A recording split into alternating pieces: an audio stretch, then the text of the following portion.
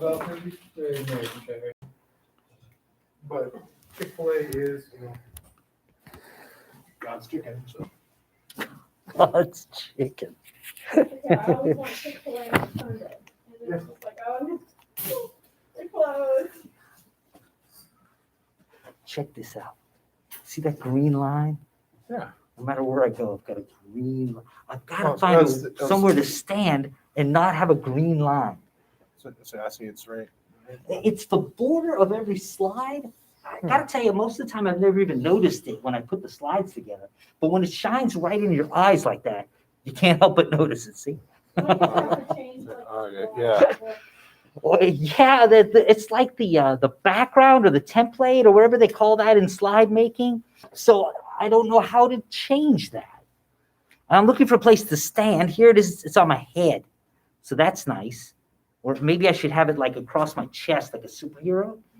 I don't know. I don't know what to do with the green line. I think Microsoft calls that styles. Styles. Okay. But I don't know how to edit them. Yeah, me either. But at least that's a clue where I might Google the right thing and find out how to do it. So thank you. Yeah. So yeah, I've often wondered like if maybe I could do an angle thing and stand over here. No, I still have green in my eyes. It definitely comes from the projector because it's part of the slide, you see. Yeah. So Stand on a chair, it should be high enough. right. I'm 5'4.5". I should probably be standing on a chair anyway, right? Let's see what maybe I could be over here. Even all the way over here, I've still got a green light on me. Maybe I just need to embrace it and love it. Then again, if I get close, okay. Let me back up the camera. All right, I just need to stand here or better. I'm not too unsocially distant over here, am I? I think we're what, at least 14 feet apart, right? 12 feet? I consent. We're at least 6 feet. Thank you for consenting. We're even further apart, I think. Okay. So, yeah. Okay. All right. So maybe that'll work. Okay. All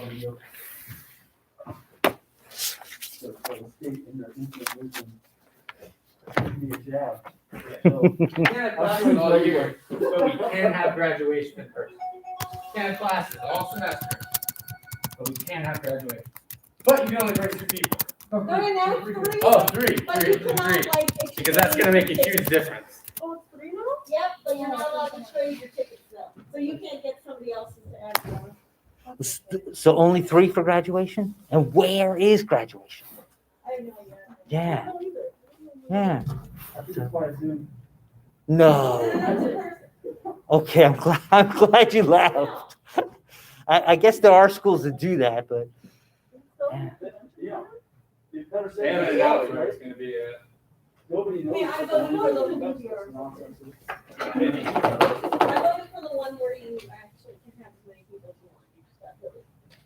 I Instead of didn't. just sitting there doing absolutely nothing, I voted that one. Didn't go for it. along with graduation, is there a graduation mass? Is there a graduation mass? Supposed to the night before. There is one. Supposedly. All right. There's a what? Supposedly the. Graduation mass? Supposed to be, Oh, mass. I thought Mass, you said M-A-S-S. Oh, well, I'm wearing the mask. Oh, no, mask. Trying to say mass while wearing a mask, and it messed things up. Yeah, no, graduation mass, right?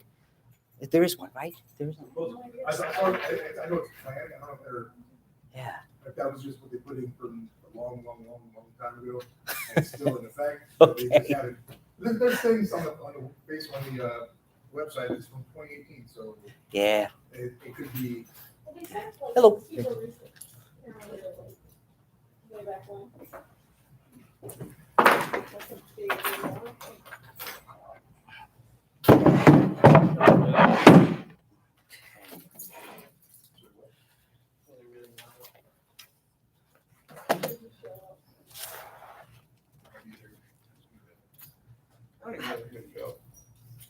I still have light on my head. When you're like, Wow. Okay. Yeah, I've been here for too long. Not sure. Oh, yeah, no problem. Yeah.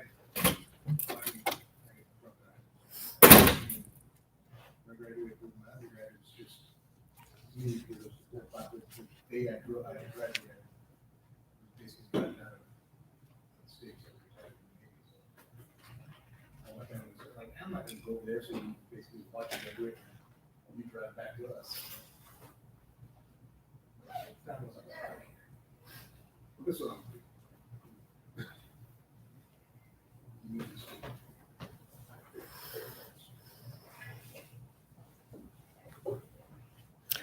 Welcome back. As I look around, I don't see anyone wearing green. Was anybody wearing green yesterday? Oh, you've got green. I like green. Yeah. Well, today's March 18th. So this isn't the holiest of holy days. That was yesterday, March 17th, St. Patrick's Day. So St. Patrick? Oh, yeah. My son, Patrick. I'm Patrick. He's Patrick. My dad was Patrick. His dad was Patrick. A lot of Patricks in our family. So we should probably know St. Patrick better than we do. But we do know some basics. He was Irish, or was he born English? And he was enslaved. And he managed to get his freedom. And he came back to Ireland. He converted to Catholicism, if I remember right. I don't think he was born Catholic. And he was quite an orator, I guess. So very well spoken. Some of the legends around his oratory skills give him credit for some of the analogies we use, such as using the shamrock and pointing out that it's one shamrock but has three leaves, and that's like the Trinity. It's one God, three divine persons, but yet one God. So whether the history has embellished or not, maybe we'll never know. But he's also credited with driving the snakes out of Ireland. I don't know if this is a metaphor or if he literally removed snakes from Ireland. I don't know which. He was a religious man. He was a priest. I believe eventually he was a bishop. As a matter of fact, I know he was a bishop. And these are among the reasons why St. Patrick's Day is on the calendar. If we look at the Catholic calendar, we find a saint on most, or if not all, days, but some are held as more celebratory than others based on where you're at. I don't know for sure, but I've been told that we celebrate St. Patrick's Day with more vigor here in the USA than they do in the nation of Ireland. So maybe you've been. Colombia actually does it even worse and more crazy than we do. Oh, the nation of Colombia? When I was there, when I was in Bogota, it was crazy. Really? So this is a big holiday I there. think Boston, Chicago, Yeah. how crazy those are. Yeah. When I was in Bogota, it's like it was. Wait a second. Come on, Irish people. No. And they was like, no. Okay. No. So it's more about the saint than the Irish when it comes to Colombia. And an excuse to drink, that's sometimes St. Patrick's Day thing. Sure. So, but I worked on St. Patrick's Day yesterday, which is the first time in at least 10 years, maybe as many as 15 years, I try to keep the holy day holy, So I generally don't work, and I try to have a celebration. I cooked my first corned beef yesterday. Yeah, I'd never cooked it. I've eaten it, certainly, but I never cooked it myself. So, and although my corned beef wasn't the most delicious corned beef I ever ate, it was certainly edible. So, I'm off to a good start in a hopefully long and successful corned beef cooking career. but that usually I do better celebrating than working through the holiday. But when I took a break for lunch, I was at the office, but I wanted some TV. If you've got a smartphone, there's those apps with free television on them. There's Pluto, there's Tubi, there's Zumo, there's, I don't know. They all kind of look alike, but they all give you some free news. So I just threw on the news while I'm eating. And there's some sort of St. Patrick's Day celebration going on there. Somebody's playing some instruments, and I liked it. And then they cut away to a politician, a U.S. politician, whatever. Then they cut away to whoever the leader of Ireland is. Is that a prime minister of Ireland, I believe? Yeah. So, and I didn't listen to every word he spoke, but many of the words had to do with breakup from the EU and making sure that doesn't interfere with the peace. And although my grandparents were immigrants from Ireland, I'm so removed from Ireland. I forget that nation has been at war for so long, and there's the Republic of Ireland. My grandfather Patrick and my grandmother Rose came from County Donegal, which is north in the Republic of Ireland. But there's also Northern Ireland, which is carved off from that island and is considered part of the UK, where the Republic of Ireland is not. And there's been wars over that border and bombings in Belfast and a terrible history of war in what I guess is my ancestral homeland there. And the prime minister, as he talks about it, it's not for him a point of ancient history. For him, it's a current reality and a hope to keep the peace. And it's a nice luxury as an American to not have to worry about a nation at war. Certainly Americans are divided. Certainly there's unrest, but actual war, thankfully we don't have. But there's so many places in the world, whether it's Ireland, like I was listening to yesterday, or other places where physical war takes place, you know? And that reminds me of not only the 10 Commandments that Moses got, but the Beatitudes that Christ shared with us in the Sermon on the Mount. You know, those Beatitudes, in a way, complete the 10 Commandments, maybe even teach us how to obey the 10 Commandments, maybe even call us to a higher obedience to the 10 Commandments. And one of those Beatitudes I'd like to focus on today, it was this: blessed are the peacemakers, they shall be called children of God. This lofty beatitude, to be a peacemaker, is this a beatitude that Jesus addresses to you and to me? Are lawyers like you and I called to be peacemakers? I don't know about you, but I'm not expecting my cell phone to ring today asking me to broker a peace treaty between two nations at war. The Lord knows I am not getting a phone call like that. Maybe you are, maybe not. Maybe you won't get such a phone call either. So what is Jesus asking lawyers like you and like me to do when he asks us to be peacemakers? In the New Testament, the letter of James gives us some insight into that very question. James emphasizes that faith manifests itself in doing good works. Applying that concept to Jesus's call for peace, James writes about avoiding bitter jealousy and selfish ambition. He's not just speaking about nations at war. He's speaking about that lack of peace within our hearts. Lawyers are human. We all feel bitter or jealous or selfish sometimes. But the letter of James is warning us that if we allow bitterness, jealousy, or selfishness to grow within our hearts, it's not long before our actions reflect those feelings. Actions like those are the opposite of peacemaking. So how then do lawyers like you and me become the peacemakers that Jesus calls us to be? Perhaps one answer is to find peace within our hearts. Listen to these words from Jesus's Beatitudes. Blessed are the clean of heart. Blessed are the merciful. Blessed are the meek. When you hear those words, can't you just picture the humble and peaceful actions that accompany them?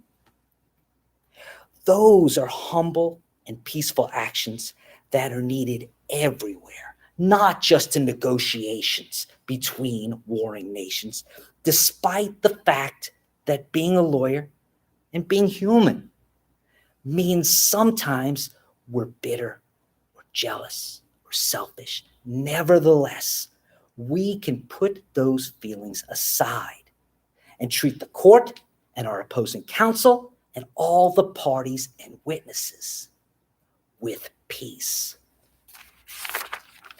When are we the peacemakers? When we overlook the minor offenses, when we show courtesy to those who are less than courteous, when we lend a hand, even when maybe the recipient didn't quite deserve it. And that illustrates a point. Sometimes to be a peacemaker, the hardest step is taking the first step. Sometimes being a peacemaker means doing the things you'd rather not do. For that reason, perhaps there is an even harder place than the courtroom, an even harder place than the law office for the lawyer to be a peacemaker. For the lawyer, like for many, perhaps there is no harder place to be a peacemaker than within our own homes. When we are in the public eye, we're mindful to be on our best behavior. Not so when we're behind closed doors.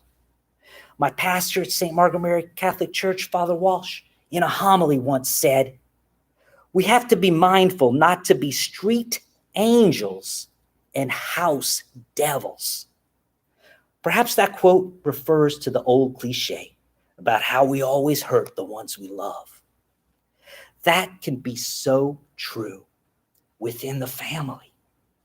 Perhaps you'll agree with me that if we are ever going to have peace on earth, it is only after we find a way to have peace within our own homes.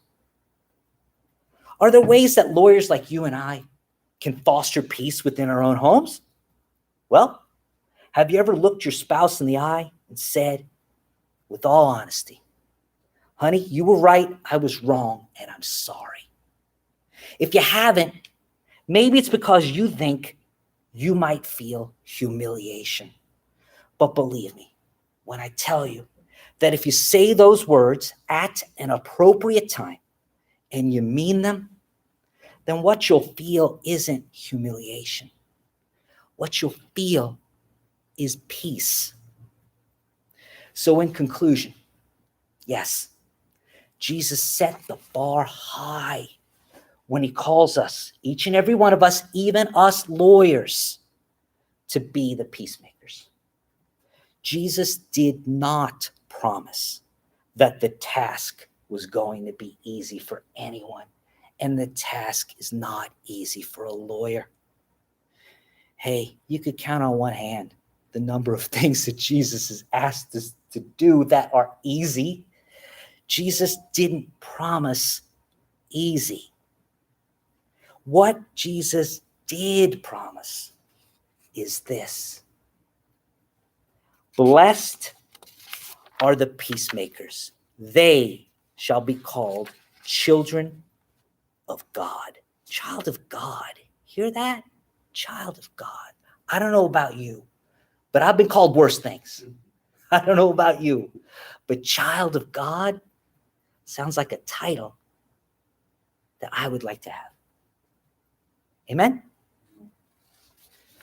So let's open this class with a prayer like we always do. In the name of the Father, and of the Son, and of the Holy Spirit. Amen. Our Father, who art in heaven, hallowed be thy name. Thy kingdom come, thy will be done, on earth as it is in heaven. Give us this day our daily bread, and forgive us our trespasses, as we forgive those who trespass against us. And lead us not into temptation, but deliver us from evil. Hail Mary, full of grace, the Lord is with thee. Blessed art thou among women, and blessed is the fruit of thy womb, Jesus. Holy Mary, Mother of God, pray for us sinners, now and at the hour of our death. Amen. Remember, O most gracious Virgin Mary, that never was it known that anyone who fled to your protection, implored your help, or sought your intercession was left unaided. Inspired by that confidence, I fly unto you, O Virgin of Virgins, my mother. To you do I come, before you I stand sinful and sorrowful. O Mother of the Word incarnate, despise not our petition, but in your mercy, hear and answer us.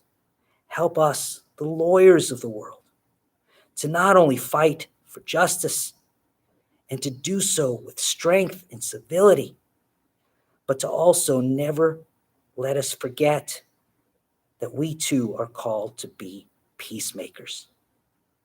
In Jesus' name, amen. In the name of the Father, Son, Holy Spirit, amen. Well, welcome back, everybody. As you know, we are covering today chapter 10, and chapter 10 talks about legislative power. Legislative power. And under Florida's Constitution, who has this legislative power? And as we mentioned in last week's lecture, of course, Florida's legislature has legislative power. But under Florida's Constitution, legislative power is not exclusive to Florida's legislature. Indeed, other subnational sovereigns have the power to make laws under Florida's Constitution. And I'm just repeating what we covered last week. Those municipal corporations, such as counties, such as cities, such as towns, are empowered by Florida's Constitution to make laws. Generally speaking, typically a law made by the Florida legislature is referred to as a statute. Typically, generally speaking, a law made by a municipal corporation, such as a county, a city, or a town, is called an ordinance. But within the geographic boundaries of that municipal corporation, that ordinance is as real and as binding upon you and I and our clients as a statute would be. So let's not underestimate those sources of lawmaking. In our lecture today, we're going to look at the limits upon the ability to make laws. Most, if not all, of these limits are technicalities. Technicalities that empower you as the lawyer. You remember when I started this semester, I made bold promises. I said that I was here to empower you. You need to hold me accountable on promises such as that. In today's lecture, I will empower you with some arrows in your quiver. Ever seen the archer? Where does the archer keep the arrows? In a quiver. These are the arrows in your quiver that can empower you to free your client from the legal liabilities that would result from violating a Florida statute or ordinance. Freeing your client from those liabilities if you are able to prove that that statute or ordinance is facially unconstitutional. As we look at lawmaking and its limits, I am empowering you to analyze the statute or ordinance and determine whether or not, based on one of these things, it is unconstitutional on its face. If it is unconstitutional on its face, then it cannot be enforced against your client. Now, you will have clients in your practice who are innocent. They didn't do it. And of course, if you prove that the facts show that your client was innocent, that, of course, is powerful. You have been empowered to do that in your classes. But what if your client is guilty? You will have guilty clients. Here we're talking about something more than proving innocence, because innocence might not exist. Here we prove a facial flaw that makes the statute or ordinance unconstitutional. Here, I empower you to free your clients of the necessary legal liabilities from violating that statute or ordinance. So maybe that helps you pay attention to what will be a lecture full of technicalities. Don't take a nap and ignore the technicalities, because through these technicalities, there is great power. So let's look at some of these technicalities. Let's look at lawmaking and its limits. The first thing we note in our chapter, after we note that there can be lawmaking and we note the entities authorized to make the lawmaking, we have a quite concise description of how a bill becomes a law in the Florida legislature. And I got to tell you, I had to rewrite that part again and again and again so that it wasn't a chapter in and of itself. So if you're curious as to how exactly a bill becomes a law and you want something more than that cartoon, I'm just a bill, yeah, I'm only, if you want more than that, then this is a great place to start. Lawmaking needs to follow that procedure if it comes out of the Florida legislature. But even that lawmaking has its substantive limits. What is it that you can make a law about? What is the standard? The law must be a valid exercise of what? The police power. That's the legal standard we're looking for. Who is it that has the police power under Florida's Constitution? And if you say the police, I'm sorry to tell you that you're wrong, at least for this particular use of the phrase police power. What we're talking about here is an inherent power to make something illegal. Where does this inherent power reside? And I hearken you back to our first lecture, where I told you that a state constitution, unlike the federal constitution, is a grant of power, not a restriction upon power. So that grant of power could be called the police power. To whom in our Florida system is the police power given?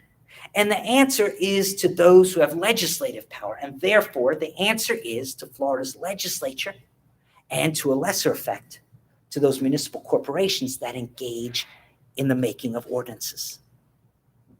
So we're not talking about policemen. We're talking about the ability to make a law. When is the police power a valid exercise? And we have that answer too. It's a twofold answer.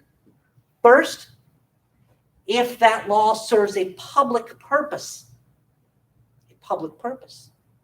And second, that law serves the health, safety, and welfare. When we look at modern appellate decisions, we see the phrase expressed that way, with those three characteristics: health, safety, and welfare. As we look back further in time, we see more often than not that appellate decisions use four words. They say health, safety, welfare, and morals. We see that the word morals is usually not mentioned in the more modern cases. So whether it's for the health, safety, and welfare, or for the health, safety, and welfare and morals of the community, if we are advancing those things for a public purpose, then we have a valid exercise of the police power. Now, is this a lofty standard to be met?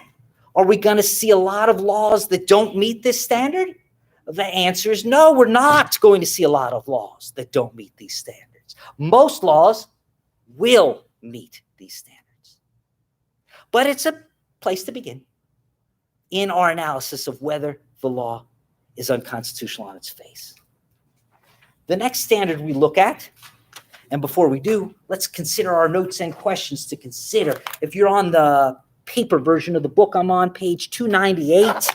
If you're in the ebook, I'm in chapter 10, subsection D, subsection 1, 10D1, page 298. Note 2, I draw your attention to, because I already answered the question in note 1. Note 1 was, what's the definition of a state's police power? And when can it be exercised? It can be exercised when it's for a public purpose and it advances the health, safety, and welfare of the community. Note 2, what are the limits of a sovereign state's police power? And then this note goes on for another 2/3 of a page. This is a wordy little note.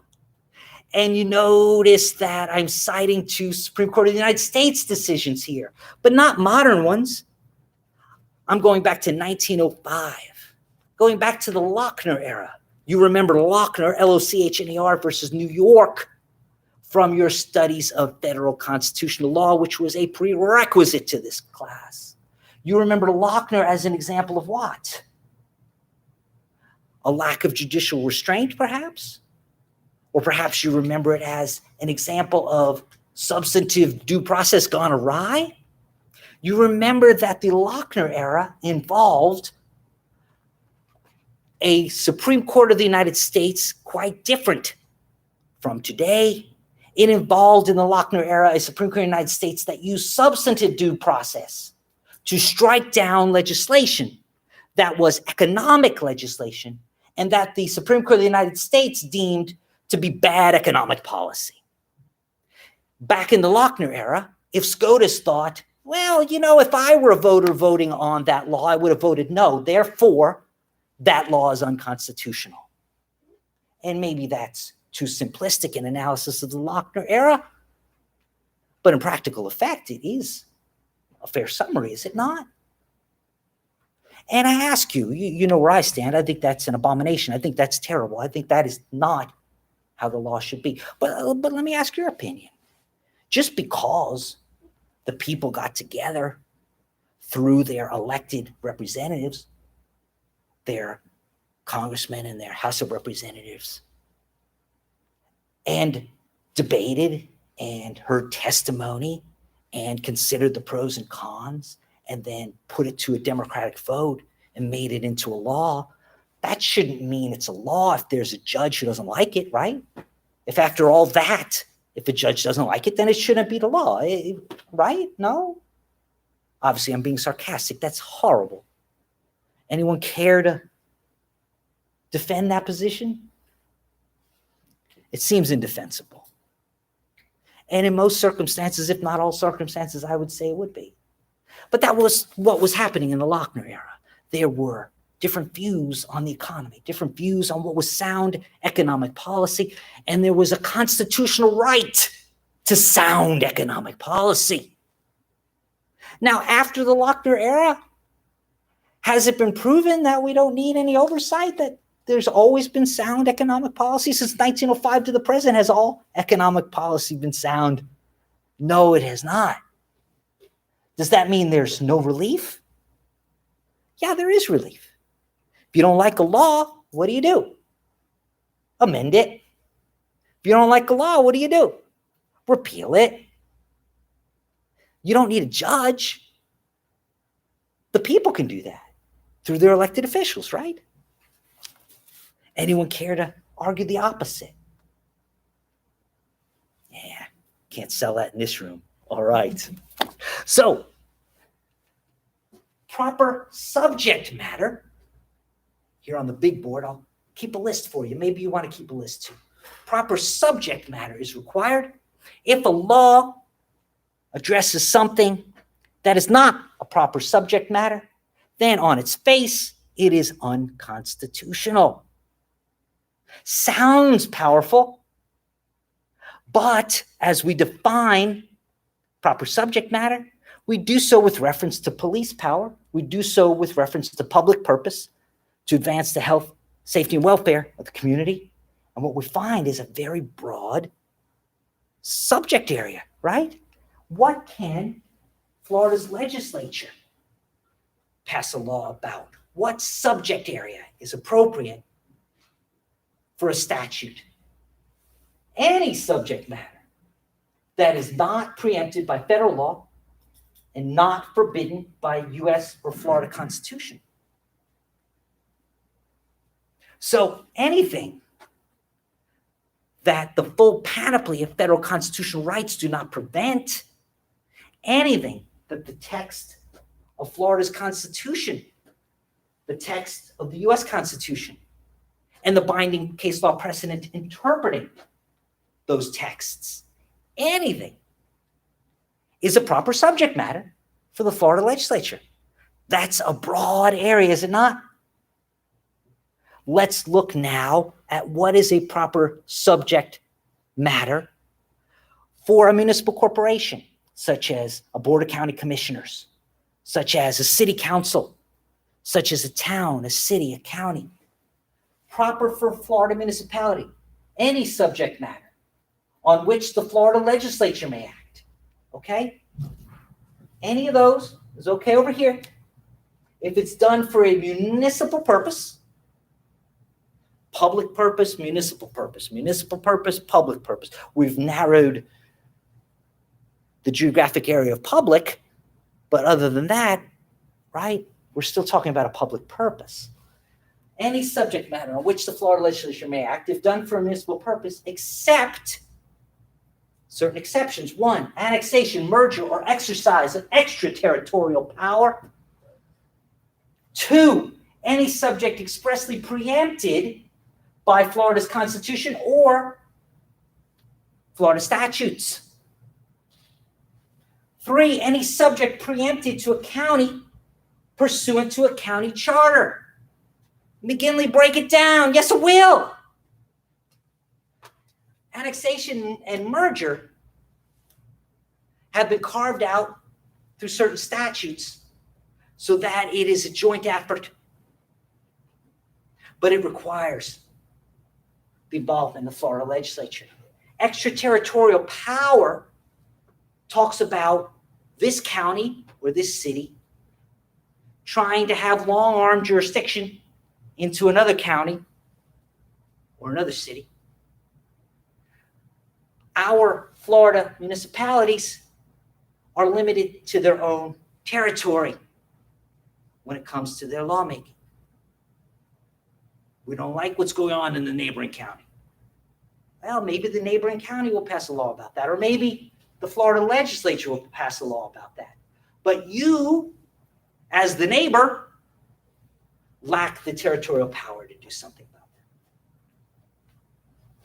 that. Any subject expressly preempted by Florida's Constitution or general law. What is preemption? Preemption can be express or implied. Preemption is when the higher sovereign says that the lower sovereign lacks authority to pass a law. Preemption also can be when the higher sovereign limits the lawmaking authority on a particular topic of the lower sovereign. So preemption could be the Florida legislature saying that counties can't pass laws on this particular topic. Preemption might also be the Florida legislature creating a law that provides certain requirements statewide and allows for municipalities to supplement with additional requirements of its own. I think, for example, about fire codes and building codes. There are state minimums, but in certain counties, there are additional requirements. So these are examples of preemption, and they limit the subject matter of the Florida municipality. Any subject preempted to a county pursuant to a county charter. And I hearken you back to last week's lecture where we discussed how under Florida's Constitution there were 2 types of counties, remember? There were charter counties and there were non-charter counties. Charter counties were counties that had a charter. Non-charter counties were counties that didn't have a charter, right? And I laughed about how easy that is to remember. But the reason I pointed it out is it has some relevance. If a county has a charter, then the charter might have a supremacy clause. And the supremacy clause might say that either all county ordinances or certain county ordinances preempt city ordinances. So look at all those ifs or maybes in there. Do you have to have a charter? No. But you can have a charter. Does a charter have to have a supremacy clause? No, but it can have a supremacy clause. Does the supremacy clause have to make all county laws supreme? No, but it can, or it can spell out which ones are. I hope I've pointed that out to you simply, but in a way, it's a little bit counterintuitive because the cities, remember, are never bigger than the counties. City of Jacksonville is the exact same size as the county it's in, Duval. So when it comes to geography of the city versus geography of the county, that would be the biggest city, not in population, but because it's just as big as the county that it's in. But with every other city or town or village or the villages in Florida, those cities or towns or villages are geographically smaller than the county that they're in. So intuitively, you might think, okay, nation of the U.S. is bigger than state of Florida. That's why it's supreme. State of Florida is bigger than the county. That's why Florida legislature is supreme. So far, your logic is sound. But then you might err. You might start to think, okay, the county is geographically larger than the city, so the county is supreme. Bah! Wrong. Wrong. That was the buzzer, the game show buzzer. Bah! Wrong. The county prevails over the city. What can the county do about that? Get a charter, pass a charter, include in the charter supremacy clause, include in the supremacy clause the fact that the county law preempts. You've got a question? It's true, yeah. The city of Winter Park, the official boundaries of the area called City of Winter Park, resides solely in Orange County. But the city of Winter Park has 2 zip codes. That's a federal thing, right? 32789, 32792. 32792 zip code goes beyond city limits and also goes into part of unincorporated Orange County, but more important for our discussion, goes into Seminole County. So those folks that live in Seminole County, they rightfully call themselves Winter Park because if you look at their address, it says Winter Park 32792, but they're not part of the city of Winter Park. They're not part of that municipal corporation, and they never can be because under Florida's Constitution, every square mile, every square inch, every bit of a city must reside in wholly within one and just one county. So those parts in Seminole County may call themselves Winter Park, and rightfully so, because under federal law, they've been given the zip code 32792, but they'll never be a part of the Florida municipality that is called City of Winter Park, because under Florida's Constitution, all of the city has to be within just one county. And this is the reason why, right? Because otherwise the laws would be all jacked up in places like Winter Park. Well, I guess that's one way to think of it. Yeah, and it'll lead you to the right result. So sure. Yeah. Yeah, it's a good point. Thank you. So here then, reduced to as few words as I could come up with, the reduction is the proper subject matter for these sovereigns. So that's why that's on the big board. If you can prove that a particular statute or ordinance goes beyond the proper subject matter, then it is facially unconstitutional. That's an arrow in your quiver. And even if your client violated that statute or ordinance would be unconstitutional on its face. Therefore, it would be unconstitutional to punish your client, even if they truly are guilty of violating that statute or ordinance. But let's not stop there. Let's put some more arrows in your quiver, shall we? Look at this big board. There's lots of room on there. Let's fill it up, shall we? All right. Be it resolved and be it enacted. I am now on page 300. If you're in the paper book, I'm in chapter 10, section D, subsection 3, if you're in the ebook. Every law has to begin with one of these two phrases. Be it resolved or be it enacted. If somehow the legislative body failed to start the law with that phrase, the law on its face is unconstitutional. Not a lot to think about there, but it's out there. That leads us to this expansion of that idea, ordinance versus a resolution.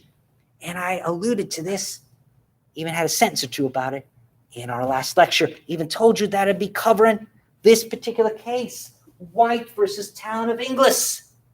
And I've excerpted it very short for you. It's a page and a quarter on pages 301 to 302. So I kept it short. But of course, in doing that, hey, I might have left out some details, huh? Maybe through my clairvoyance, there's no such thing. Clairvoyance, I might know some facts. There's no such facts. And here's what they are. Once upon a time, there was a member of a profession that is more maligned than our own, if you can imagine. Yeah, that's right. The used car salesman. Now, the beautiful town of Inglis had a problem on its hands. Somebody was selling used cars. Yeah. And before they'd sell the used car, they'd let people take a test drive. So all over the town of Inglis, there were used cars going around. Of course, town of Inglis probably had beautiful signs on it, please drive extraordinary car. They're very offended by this. Be it resolved, said the city commission of the town of Inglis. Be it resolved that we're going to put up a fence. That used car lot has 2 ingress and egress. There's one. If you pull out there for the test drive, you're going to drive on our residential streets. I might be eating dinner and have to look out the window and see a used car. We'll put a fence there. They'll have to use the main highway ingress and egress. At least then maybe that used car will blend in with all the beautiful new cars that are going down the busiest street in the town of Inglis. And what did the used car salesman do? Tore down the fence. What? What punishment? Didn't the used car salesman violate? Be it resolved? Sure.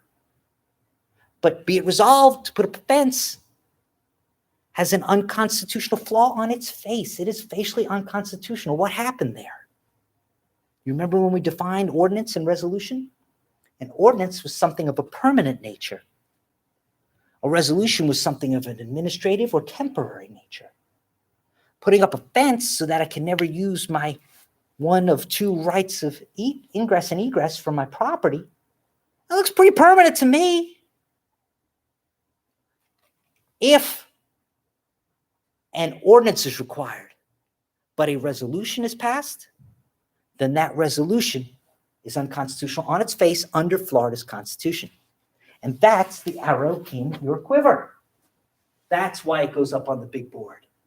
If you can prove it should have been an ordinance, but it was passed as a resolution, then it is unconstitutional on its face under Florida's Constitution. Let's look at 6 procedural requirements for municipal lawmaking. Are there procedural requirements for Florida's legislature? Yes, and I was quite proud to boil those down to just a 3-page summary for you. And you can read, I'm just a bill, I'm only a bill, how a bill becomes a law in legislature. Chapter 10, subsection C, that was pages 292 through 294. Try to stay awake when you read those pages. Boy, talk about dense with technicalities. But there are also technicalities that municipal lawmaking is required. Now, be it through a charter or otherwise, the particular municipality might have particular requirements unique to itself. But Florida's Constitution says, in addition to those unique requirements, you have these 6 procedural requirements that every municipal lawmaking must abide by and follow. What are those 6 rules? Number 1, have to give notice of intent to make that proposed ordinance into an ordinance at least 10 days prior before the municipal lawmaking body votes on that ordinance. Requirement number 2, you got to publish that notice of intent in a newspaper of general circulation, because who's ever heard of the internet, right? It's got to be in a newspaper. Number 3, the required format for and the statements that have to appear in the notice are in this enabling act of the Florida legislature. So your job then as a municipal lawmaker or the employee of that municipal lawmaking body is to copy and paste the form and fill out the blanks. And that's the form that runs in the newspaper. Number 4, there is an exception for emergencies. If there's an emergency, then you can skip steps 1, 2, and 3. Who gets to say it's an emergency? That municipal lawmaking body gets to say so, but they must say so by a super majority, not just a majority vote. Specifically, 4/5 of that lawmaking body must vote yes that this is an emergency. And you have to have that vote before you have the vote on the emergency ordinance. Number 5, there's an exception to the emergency exception. And what I mean by that is there is something that can't be an emergency if it has to do with the zoning map. If you're making an ordinance about zoning, that's never an emergency. By definition, that's not an emergency. So the exception to the exception is for zoning. Number 6 is the statute of limitations. If you can prove a violation of any of 1 through 5, or even more than one, of 1 through 5, you've got to do so within a deadline. You've got a 5-year limitation upon an action for failure to adhere to these requirements. So if you act within the statute of limitations, then this becomes another arrow in your quiver. So we put it up on the big board. Another arrow in our quiver. And again, when we talked about amending Florida's Constitution, we alluded to this future conversation. The future is now. This requirement is the single subject rule. Single subject rule. To state it most succinctly, and before we go over the exceptions, the single subject rule is that the legislation, be it a statute or an ordinance, must have just one subject. Hey, all right, single subject rule. Why a single subject rule? You can read in greater detail in this chapter about why. 2 considerations were mentioned in the chapter, such as the integrity of the legislature, such as log rolling. What's log rolling? Integrity. What are they talking about there? Maybe I should have used phrases like vote buying votes, right? Yeah, things like, hey, you know, I see you don't support our legislation about making this particular herbal substance illegal. And I also see that your constituency could use a new bridge. How about we make this the law that says illegal herbal substance and building a bridge in your district law? Oh, yeah, I can vote for the illegality of the herbal substance now. This kind of log rolling, this kind of lack of integrity is what we're talking about. Now, this is an example of a constitutional right that we Floridians have under Florida's Constitution that is greater than Americans have under the U.S. Constitution. Because is this log rolling, this lack of integrity, this buying of votes, is this something that happens in Washington, D.C., in the U.S. Congress? And the answer is yes. Happens there every day. Your hand is up. You're asking a question. Isn't that what happens, though, on the ballot? In federal, that's certainly what happens. But when it comes to our state legislature and our municipal corporations, when it comes to the statutes created by our state legislature and the ordinances created by our municipal corporation, we Floridians have a greater right. Our state constitution says that there must be a single subject rule. Now, you're remembering our prior chapter where we discussed amending Florida's Constitution. And you remember that there was a bundle that the Constitutional Revision Commission bundled together 4 unrelated topics and asked Florida's voters to vote yes or no as to whether to add those 4 amendments to Florida's Constitution. And the holding from the Supreme Court of Florida was that the Constitution's requirement of a single subject rule applies to the Florida legislature and applies to Florida's municipal corporation, but does not apply to the Constitution Revision Commission. That was the holding there. So it applies to when we're making new laws, but not when we're amending them. Too broad. I'm saying who it applies to. If you're the Florida legislature, it applies to you. If you are a municipal corporation, that could be a county, that could be a city, that could be a town, that could be a village, that could be the villages. It applies to you. If you're this group called the Constitution Revision Commission, which under Florida's Constitution is created once every 20 years,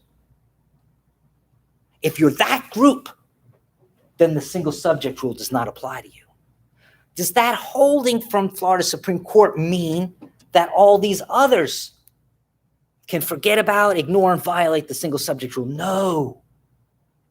That ruling does not mean that Florida's legislature can violate the single subject rule. It cannot. That ruling does not mean that Florida municipal corporations can violate the single subject rule. They cannot. But approximately 18 years from now, they will reconvene the Constitutional Revision Commission, and that group can violate the single subject rule. So that's what that case law meant. There are 2 exceptions to the single subject rule. And one might argue that in certain factual scenarios, the exceptions gobble up the rule. Now, I could maybe see under certain facts that argument could be made. What are the two exceptions? Title and corollary. You might give a title that rambles and includes all the things within that law. They might seem unrelated. They might even be unrelated to a single subject. But if they're all in the title, that's an exception to the single subject rule. Hard to wrap your head around? Consider this. If you go back and you read pages 292 to 294, how a bill becomes a law in Florida's legislature, you'll see that the bills are published by their title.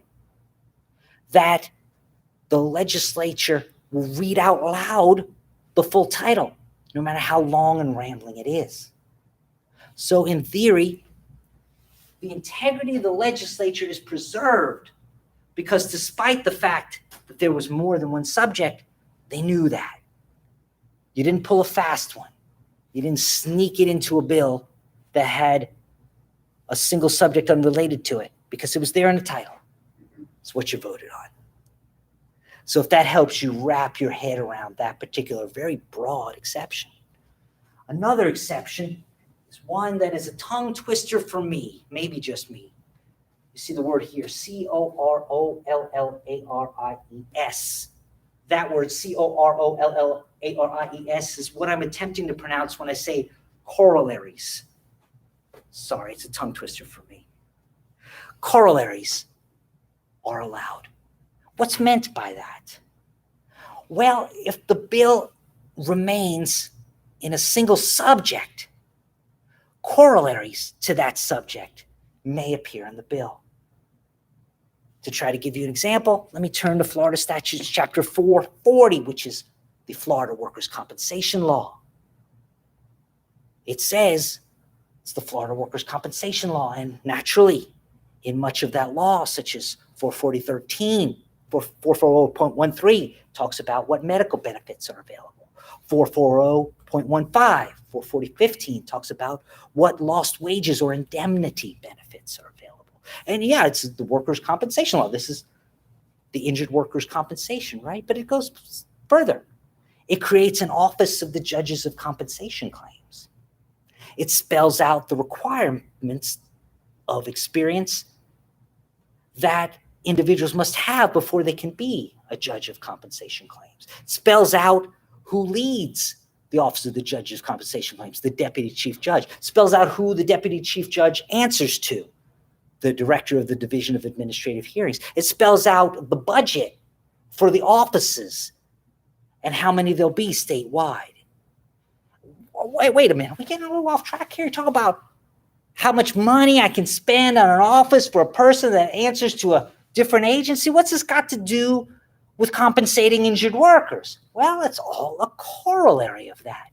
Because if we're going to figure out and adjudicate the claims of injured workers, we're going to need some sort of fact finder. We're going to need a judge of compensation claims, right? And if we have a judge of compensation claims, they're going to need staff. They're going to need a chair. They're going to need a place. They're going to need an office, right? They're going to need paper. They're going to need pens. They're going to need a roof over their heads. All these things are corollaries to the single subject. And therefore, as unrelated as they technically might be, they're not a violation of the single subject rule.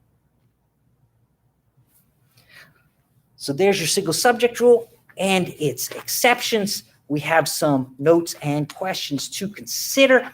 Here we are on page 312, 312. 1. Two considerations addressed by the single subject rule are log rolling and legislative integrity. Is this a difference between Florida's legislature and the U.S. Congress? I'd say so, wouldn't you? Yeah. As a famous example, consider Congress's 2010 passage of the Patient Protection and Affordable Care Act, colloquially known as Obamacare. The U.S. Supreme Court noted that the Affordable Care Act contained many topics unrelated to the subject of affordable health care. And here's a quote from National Federation of Independent Businesses versus Sebelius, the 2012 decision of the Supreme Court of the United States that I believe you studied in your federal constitutional law class prerequisite. Quote, the ACA is over 900 pages long. Its regulations include requirements ranging from a break time and secluded place at work for nursing mothers to displays of nutritional content at chain restaurants. The act raises billions of dollars in taxes and fees, including exactions imposed on high-income taxpayers and tanning booths. Of course, tanning booths, yeah.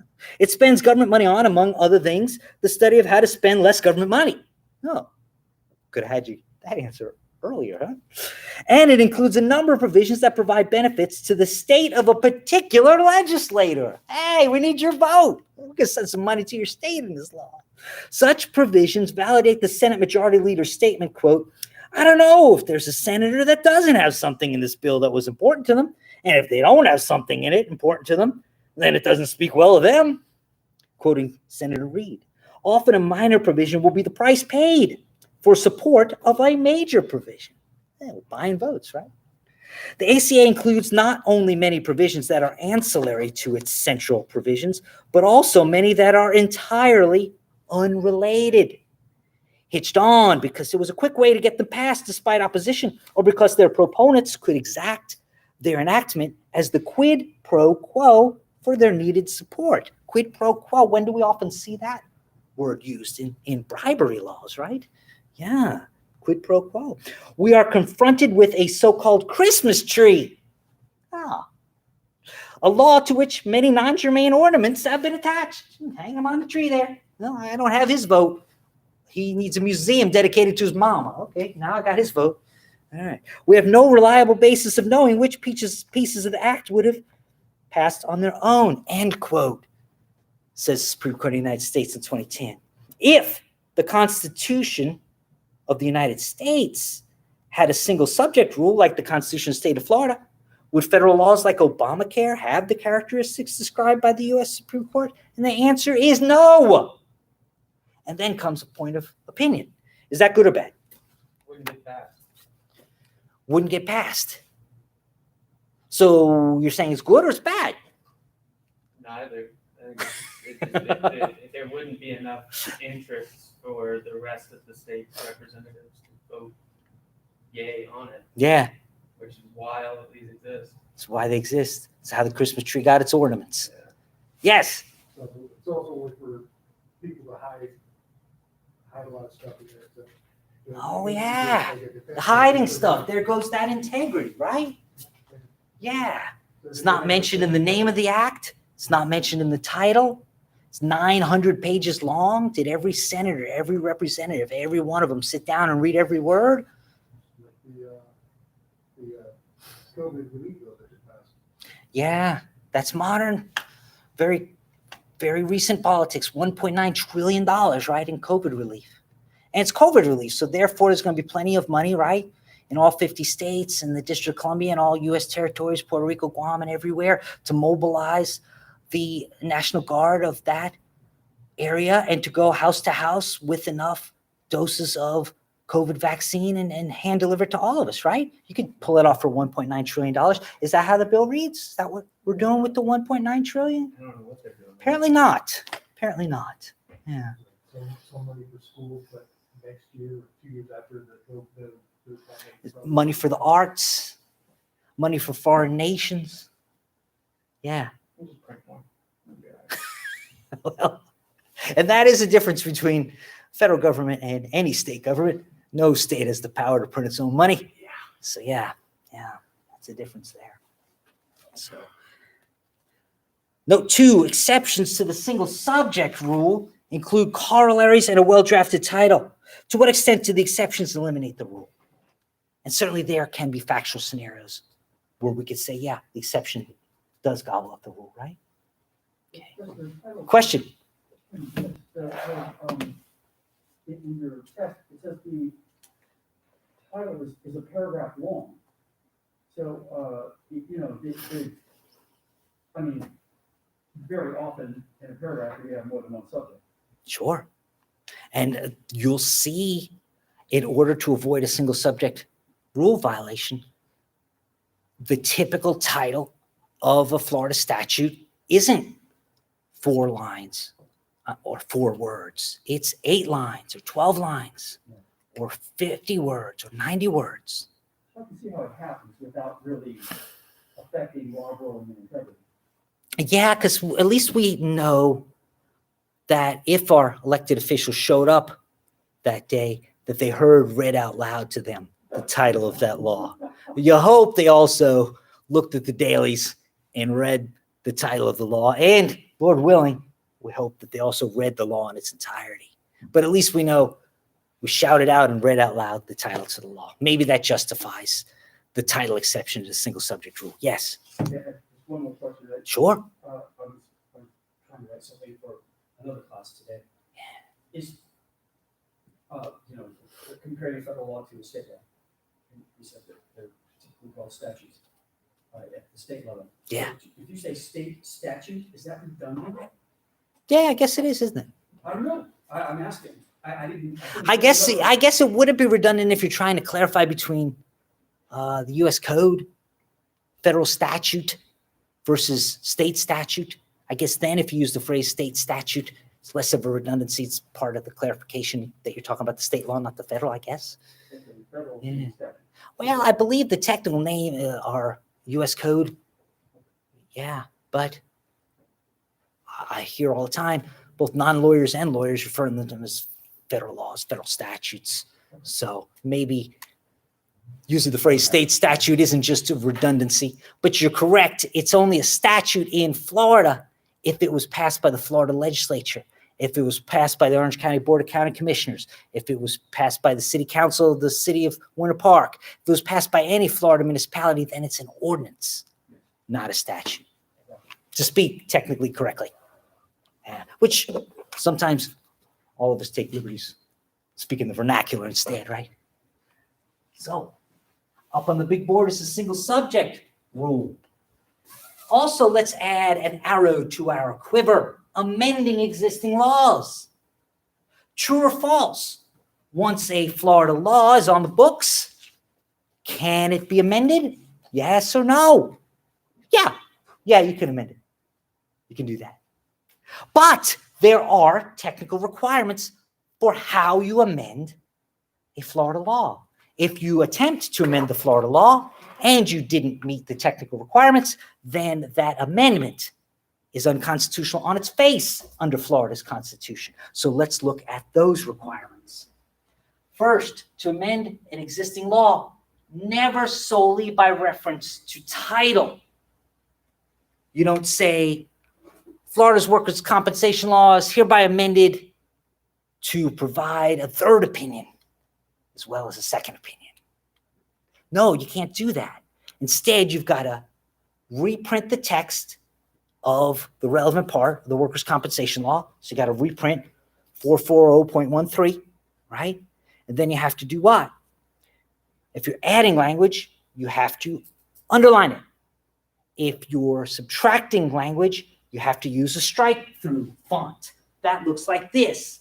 This is an example here of a strike-through font. And of course, that's an example of an underline. So if you've seen a bill, what you've seen is a lot of underline, a lot of strike-through. But that is required to amend an existing law. There is the Woody exception, and I put that excerpt in the case book for you. And you'll note that the in re Woody exception for repeals of statutes by implication. Sometimes you've enacted a law and it's a new law, hadn't existed before. And in order to enforce that law, it might scale back or affect an existing law by implication. In such a situation, you've got the in re B Woody exception, and you can avoid a violation of these technical requirements. But generally speaking, that's the exception. Generally speaking, if you're going to amend a law, you're going to reprint it in full. You're going to use the strike-through font for every word that you're deleting, and you're going to use the underline font for every word that you're adding. You had a question?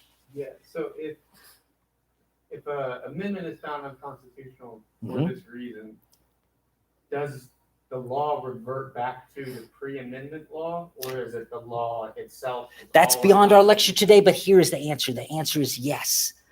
When the amendment is found unconstitutional on its face, that is a revival. That revives the prior law. So if you The question then can become a snowball. Perhaps the prior law is also attacked in that legislation, the pre-amended law, in which case you might revive the law before that. So, okay, so you could but that's your answer. It's beyond our lecture today. The answer is revival. It revives the unamended statute. okay. So if you still violated the revived law, then you still broke the law. Oh, that's an even harder question for me to answer. Generally speaking, if you've proven that the amendment that your client violated is unconstitutional on its face, you've then obtained the relief you're looking for, which was to avoid the legal liability being imposed upon your client. You also might end up with an order of revival, but then you're not, generally speaking, there are exceptions, going to have to answer as to whether or not your client is guilty of violating the revived law. The reason being is that revived law wasn't in place at the time of the facts and the actions or inactions of your client. So the law that prevents retroactive legislation ex post facto, yes. But that is an analysis that must be exhausted. Is this an ex post facto law? There can be facts where the revival wouldn't be an ex post facto law. We are way beyond what I intended to cover in today's lecture, but I wanted to answer your question. Did I answer it? Okay, all right. Now, here's something to note. Can a law have an expiration date? Can a law literally expire? Can a law state on it that this law applies or sunsets or expires or is valid until a certain date? Is that permissible under Florida's Constitution? Yes. Yes, that is permissible. A law can expire. You might call it, it's not the technically correct name, but you might call it a sunset clause. Not the technically correct name, but I hope that helps you understand what we're talking about. Now, if you've got a law that expires on a certain date, you might be tempted, if you like the law and you want to keep the law on the books, to simply amend it by finding the sentence that says when it expires and adding the strike-through text. No, that is insufficient. For a law with an expiration date that you no longer want to expire on that date, it is insufficient to simply strike the expiration date or the sunset clause. Instead, you must state out in full the entire law. And what you end up with is an underlined version of what's already in the statute books, right? But you've got to do that. A resolution is insufficient to repeal an ordinance. If an ordinance exists, you need an ordinance to repeal it. If you say, be it resolved that this ordinance is repealed, you have violated these rules. That resolution is unconstitutional on its face. It has violated Florida's Constitution and its rules of lawmaking and its limits. So those are some things to note under this particular arrow in your quiver. We've already talked about titles. We talked about how the title can help you meet an exception to the single subject rule. What's the requirements of a title? What are the requirements there? First, a title is not part of the statute or the ordinance. So if your client is accused of liability for violating the title, that's unconstitutional. The title is not part of the statute or the ordinance, but the title can be used for what? To show legislative intent. You remember your canons of construction from our earlier lectures. Sometimes you can turn to the intent of the lawmaker or the founder or the drafter. The title is one source of evidence of legislative intent. content not inconsistent with the general subject of the title. That's what can be within the law, whether it's a statute or an ordinance. And I know the grammar here is awkward, but I put it in quotes because that's the legal standard that we find in the Florida case law. What we find in Florida Supreme Court and Florida District Court of Appeal binding case law precedent is that standard, not inconsistent. And if I were to hazard a guess as to why our learned judges and justices have chosen an awkward construction, I would say that it is to show just how lenient this standard is. It doesn't have to be consistent. That's too high a standard. It only has to be not inconsistent. So if the full text, the item within the full text of the statute or ordinance is not inconsistent with the title, then it was properly included and the title was properly written. So you see how loosey-goosey, to use the slang, this standard is for the title. Now remember, you might avoid a single subject rule violation via the title. And for that reason, titles often ramble on and on and on. How do we solve that problem typically? Semicolon. The title is sufficient if the topics are fairly related to it. Again, in quotes, because I take this legal standard, fairly related, from the binding case law precedent. If it's fairly related, then it's a topic that was sufficient to be under that title. The purpose of the title, according to the case law, is to give adequate notice of what that law entails. The title must give adequate notice. And you'll know that intuitively if you remember that they didn't read out loud the full text of the bill as it made its way through the Florida legislature. I'm just a bill. Yeah, I'm only a... Don't you wish I had a good singing voice? I'm sorry that I don't. But as it made its way through, what did they read? And what did they see on the dailies? And what was printed on the big board? The title. The title. So that's why its purpose is to give adequate notice of what it entails. So up here on the big board, we now have 6 arrows in your quiver at least, but let's add 7, right? There's still room. You think I'm going to quit on you when there's still room on the big board? I'm going to keep going. Zoning laws. Zoning laws. And how do we remember the relevant part of the zoning laws? Oh, yeah. We talked about how zoning is an exception to the exception. Thank you for saying exception to the exception. And what exception was it? To what exception? To the emergency. To the emergency. Good. Remember that. But also remember this. This is your front door. Knocking on your front door. Somebody's knocking at your door. No, that's a whole different topic. All right. Zoning laws. Knocking at your door. Ordinances that pertain to a specific activity rather than the use of the property are regulations, not zoning ordinances, and are thus subject to less stringent notice requirements before passage into law. So just because the statute or the, I can't even say statute. Strike statute. Just because the ordinance has to do with land use doesn't mean it's a zoning ordinance. Let's break those two things down. First, I misspoke. I said statute, and I corrected myself. No, can't even say the statute. Why can't I say the statute? In Florida, Florida's legislature cannot pass zoning laws. In Florida, Florida's legislature cannot pass zoning laws. Zoning laws must be passed by a lower sovereign, such as a municipal corporation. Remember, if it was a law that came out of the Florida legislature, it was called a statute. But the Florida legislature can't pass a zoning law, so there are no zoning statutes. Make sense? All right, but I still didn't get to knocking on your door. Getting there. Just because the ordinance has to do with the use of land does not make it a zoning ordinance. For example, I live about a mile, maybe a mile and a tenth, maybe, from Hannibal Square. Have you hung out there?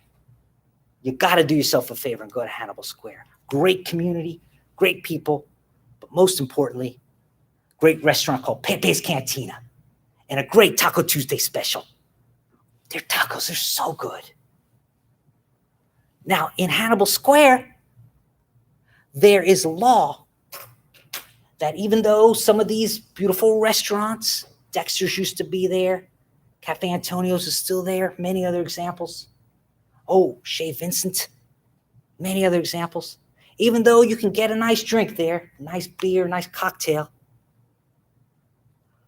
mostly they stop serving alcohol at 1 o'clock instead of 2 o'clock because there's a law about noise. There's a noise ordinance for Hannibal Square. So you got to walk about 0.2 of a mile and go down to Fiddler's Green and get your beer there after 1 o'clock. Not that I've ever done this. I just heard these things. So is that a good cover story? Okay. So just because it had to do with land, that's not a zoning law. That noise ordinance in Hannibal Square is not an example of a zoning law. Zoning is the map, okay? And the map spells out permissible uses on the map. Those laws are the zoning laws. We're not doing a land use class. We need more details than just those two if we were here in this survey class. Suffice it to say, if it's a law that has to do with the zoning map, it's a zoning law. If it's something like a noise ordinance, it's not a zoning law. And if you love land use law, take a far more detailed class than that. It's a great practice and it's a great intellectual endeavor. So, zoning is an arrow in our quiver. Why? Because if we affected the zoning map and we were the Florida legislature, what we did was unconstitutional on its face. But most important, and it wasn't over there because instead it's over here, there is a notice requirement unique to zoning laws. For all other municipal lawmaking, you remember those 6 requirements. They involved giving what? 10 days notice before the ordinance is passed and running the ad in the newspaper. No, that's not enough for a zoning law. For a zoning law, there is a greater requirement. Almost they have to knock on your door. Individualized notice directly to the affected landowners. If a zoning law is passed without individualized notice to one and all of the affected landowners, then that zoning law is unconstitutional on its face. It violates Florida's Constitution. And think about it, it's only fair, right? For the most part, what do after you sign a deed? You file it with the county for the most part. Does the county do this as a gratuity out of the goodness of their heart? No. They're charging at least a filing fee, $10 for the first page, $8.50 for the next page as of March 2021. It doesn't stop there. There's also the doc stamps, right? Documentary tax, right? 70 cents for a bare minimum. But it goes up and up and up. For the typical home, we're talking $400, $600, $700 in doc stamps. Also, they can do what? Scan a copy of this thing and write down on their website the name and address of the owner. Hey, if you made a nice profit by keeping track of the name and address of the owner and you're about to affect the property rights and the name and address of the owners in your possession, then this law is fair, right? For any zoning ordinance, that ordinance is unconstitutional on its face unless before passage, not after, that notice requirement is met, greater than just 10 days notice running in the paper. Also, in addition, individualized notice to each property owner. Make sense? Are you going to forget that? Should I keep knocking? Make sure you don't. Have I gotten to the point of annoying yet? Well past it? Sorry about that. Okay. Inconsistencies. If a law is inconsistent, that's an arrow in your quiver. That makes it unconstitutional on its face under Florida's Constitution. Oh, nice, McGinley. Can I have a few details? Yes, you can. One means of inconsistency is through preemption. Another means of inconsistency is through conflict of law. Local ordinances are consistent with general or special law unless state preemption precludes a local government from exercising authority, or unless state action expressly conflicts. So one of those ways of having an inconsistency was preemption, was it not? Give you a clue. See, up there's one preemption, two conflict, right? So even though I've got inconsistency on the board, I'm going to put one preemption. I'm going to put two conflict. I'm breaking it down. That's what McGinley does best. He breaks it down. At this point, I wish I could dance, because then, yeah, I can't. Oh well. Anyway, preemption. When is there preemption? And if you love the topic of preemption, you'll love the 5 pages I have for you in the text. Read them, enjoy them. But we don't want to spend nothing but preemption as our topic for today's lecture. So let me make it a little more simpler when it comes to these slides and this discussion. Although state law may continue to prevail over conflicting county laws, regardless of whether the county has a charter, charter county laws can prevail over conflicting municipal laws. They prevail whenever the charter county law is a regulatory ordinance. When else do they prevail? We talked about the other time already. When else does county prevail over city? They also prevail on other topics whenever the supremacy clause in the charter of the county says so. For non-charter counties, county laws do not prevail over conflicting municipal laws. Okay, let's approach it backward. It's a non-charter county. When will its laws prevail? They won't. It's a charter county. One instance of prevailing is whenever the charter county law is a regulatory ordinance. A Florida statute provides that when a county passes a regulatory ordinance, it prevails over the ordinances of the cities within that geographic boundaries of that county. So we didn't need the supremacy clause for the regulatory ordinances of the charter counties because we had a Florida statute saying that the regulatory ordinances prevail. But it's only the regulatory ordinances and only regulatory ordinances that get that from the Florida statute. If it's not a regulatory ordinance, then we have to see if the county has a charter and if the charter has a supremacy clause and if the supremacy clause says that that particular type of county ordinance prevails over the ordinances of the cities within that county. Get it? Question? What's the logic for only permitting charter counties to do this? Yeah, what's the logic for only permitting charter counties to do this? Perhaps the logic has to do with notice. Now, if you've got a non-charter, forgive me, I always shut the ringer off. At least I thought it did. Oh, well, this is important. They want to know if I need a new car warranty. Just kidding. But probably that was what it was. Do you get 2 or 3 of those a day? I know I do. Yeah. All right. But sorry about the interruption there. But the question was, what's the logic behind this? And maybe the logic has to do with notice. If we go to the trouble of passing a charter, we had to have all the people of the county vote on it, including those within city limits. Then we had to send it to Tallahassee for the Florida legislature to vote on it and all that publicity that might arise. So therefore, folks will know, theoretically, what prevails. Otherwise, they're either living in city limits or they're not. And if they're living in city limits, hopefully, the city's done a good job of letting folks know what the ordinances of that city are. So maybe the logic behind this has to do with notice. I don't know. But you may want to conjure your own logic that helps you remember it. Back when I was in law school, I took a tax class, and folks would often ask the professor, what's the logic behind this tax law or that tax law? And she would quite honestly say, some lobbyist got this passed.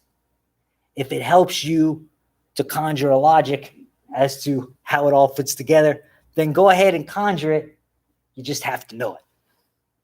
And this isn't a tax class, although I do have a tax chapter, but maybe that's good advice for some of these technical requirements too. Some of these technical requirements, you just got to know them.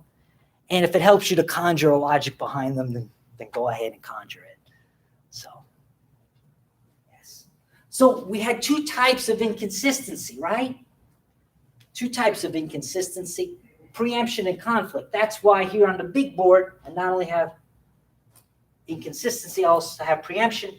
And now I not only have preemption, I also have conflict.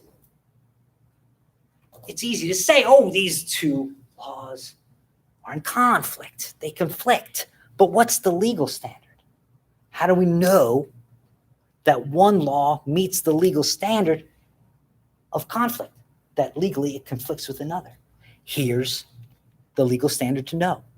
If in order to obey one law, you must disobey the other law, then you've proven the two laws conflict, right? If by doing this, which was legal and required under this law, I now am in violation of that, the requirements of that law, then the laws conflict. That's the legal standard. Supreme Court of Florida holds the test to determine whether there is such a conflict is whether one must violate one provision in order to comply with the other. And here's another way of stating that, which shows this in a totally different operation. Check this out. Check out how it operates here. A municipality cannot forbid what the Florida legislature has expressly licensed, authorized, or required.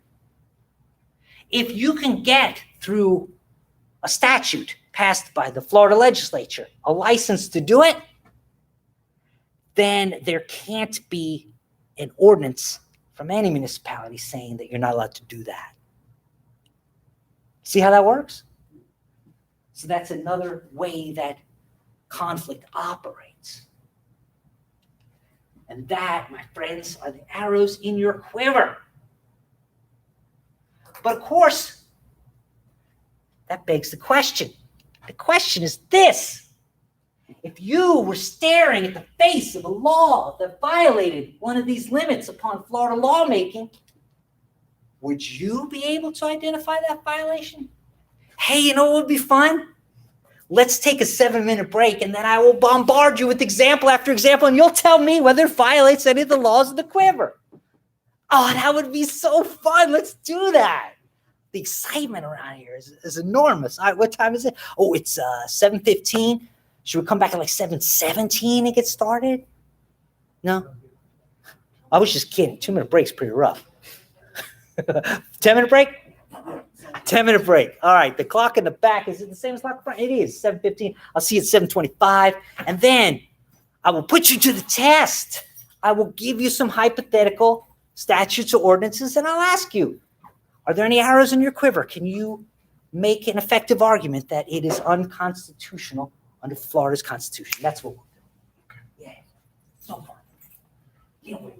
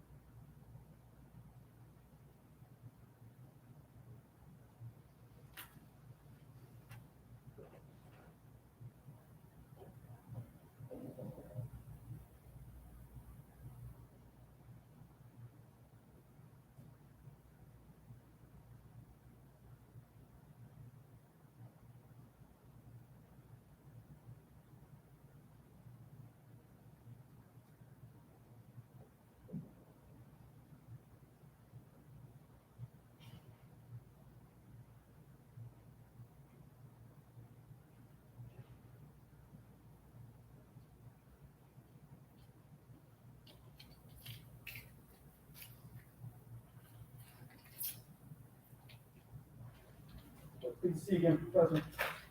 Yeah, good to see you. I got a vaccine, so. Hey, all A little more right. brave. Yeah. So, do you know which one you got? There's like 3 of them. Pfizer. Oh, that's what I got. I got mine on Saturday. Oh, okay. Yeah, I went over to Seminole County. Yeah, I went back to Alachua where I used to teach. Oh, cool. And, All right, and yeah. they fixed me up. Were you because I, KG-12 back there? I was. Oh, so all right. So So I fit into the teacher Yeah. exception, you know? that's cool. Yeah, Orange County, maybe Orange County alone. I'll get university faculty, which I don't know technically that I am, but the dean was nice. I'm sending an email. Let me get a badge as faculty. And then you went up to. Because I know it's just 2015, I never had a badge as faculty before. So I was able to get eligible faculty. And then likewise, now I'm income to bring for my doctor. I was 2 pounds lighter than Oh, really? Yeah. I've always had. I was like,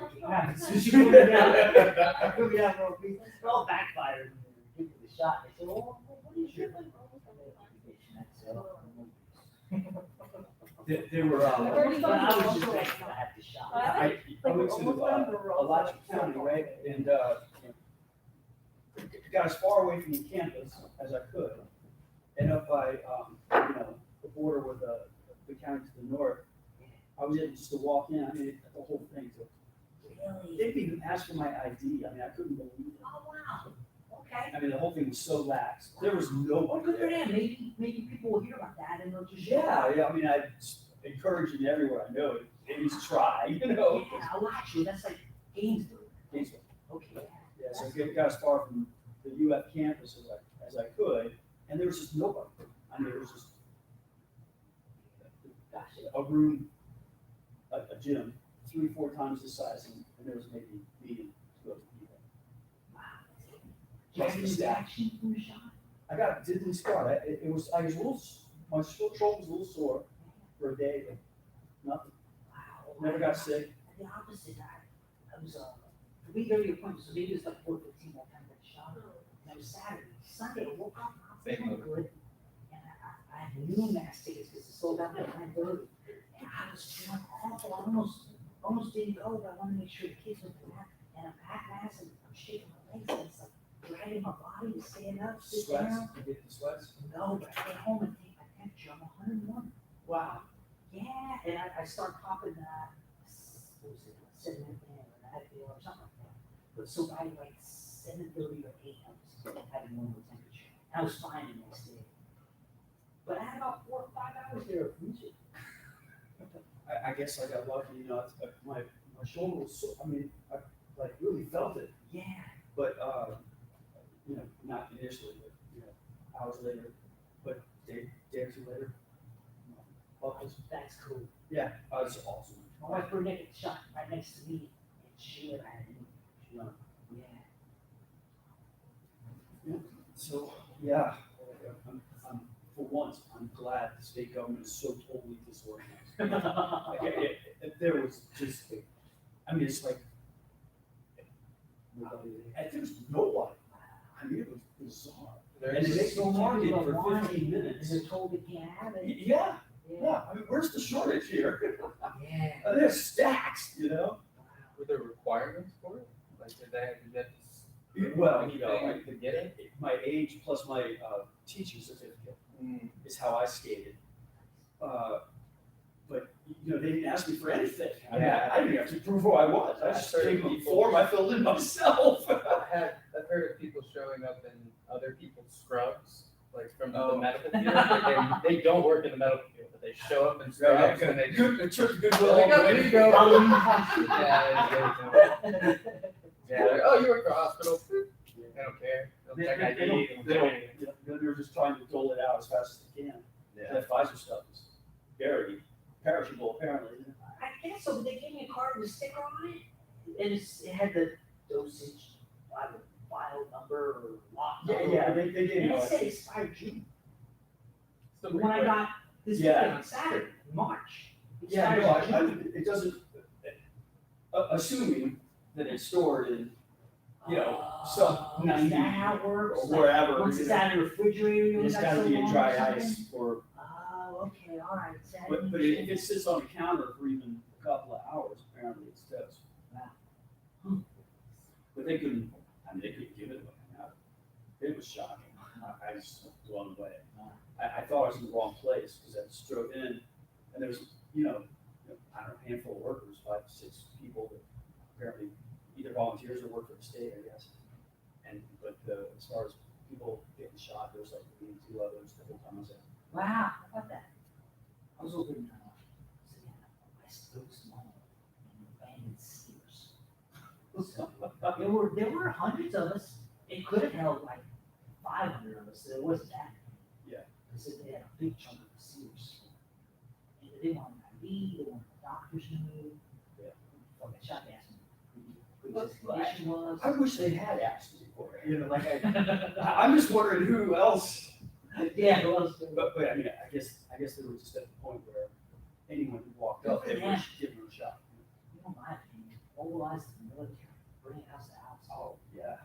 You know? You have to find some way Right? There's to gotta be a better beat the way. variance, Yeah, there's gotta be a better way than what you and I see. No, yeah, for sure. I have no complaints. There was Yeah, they asked me how I was doing, and I said, I'm blessed, there's a lot of people want to be in this chair, get the shot, here I am. yeah. So, yeah. Yeah, I got no complaints. Other than, So you're for you need to get the forced shot from the compliance? people. What's that? So you're for forced compliance? No, I'm not. Just like, I don't smoke cigarettes, but I'm not gonna stop somebody else from doing it. Okay, when you said mobilize the National Guard. and go Well, door to and door. go house to house, Oh, not yeah. arrest you and shoot you. Martial law. Martial Yeah. vaccine. This is constitutional law. That came out like- That would be contrary to your general. That's not That's not my thing. No, I just said came out wrong. I picture them offering you the vaccine, not like Okay. arresting you. Yeah, show up with a gun. Each house. Here's the vaccine. You will take it. You will like it. I was not picturing. We have someone right here who can give it to you. Well, let me see a tranquilizer gun, but can you put COVID in that? Apparently, there's microchips swimming around in you right now. Oh, there you go. What? Keeps cool. Bunch of clothes. freaks. My brother-in-law's brother will not get the vaccine because he's convinced that Bill Gates is chipping him. I don't know if that's. Okay, so you know the question. The question is, if you were staring at the face of a law that violated one of these limits upon Florida lawmaking, would you be able to find that violation? Let's find out. Okay, got some hypotheticals for you and a couple of rules on how to read them. All right?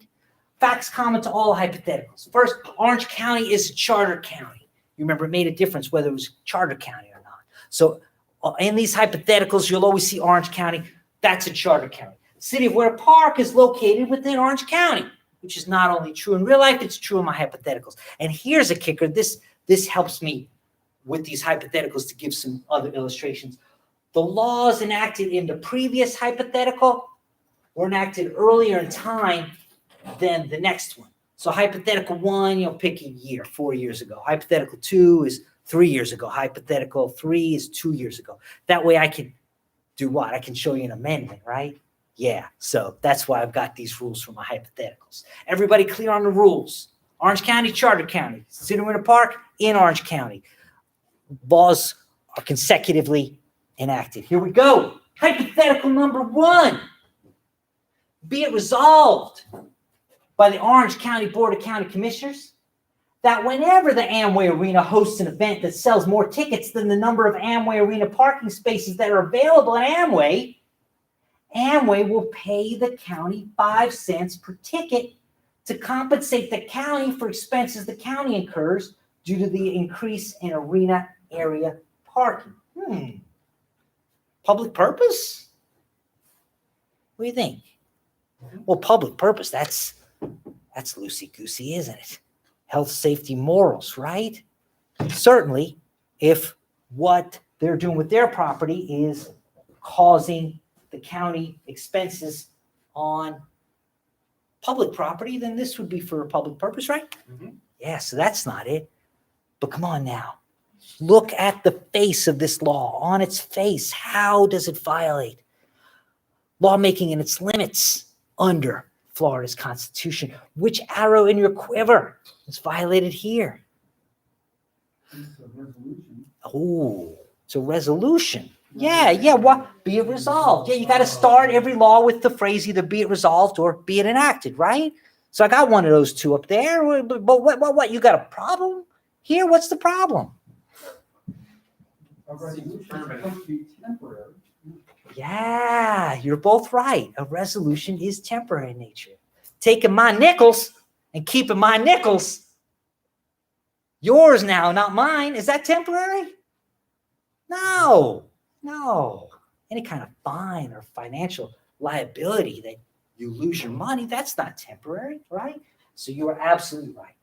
The arrow in the quiver that was violated by this was you needed an ordinance and you passed a resolution.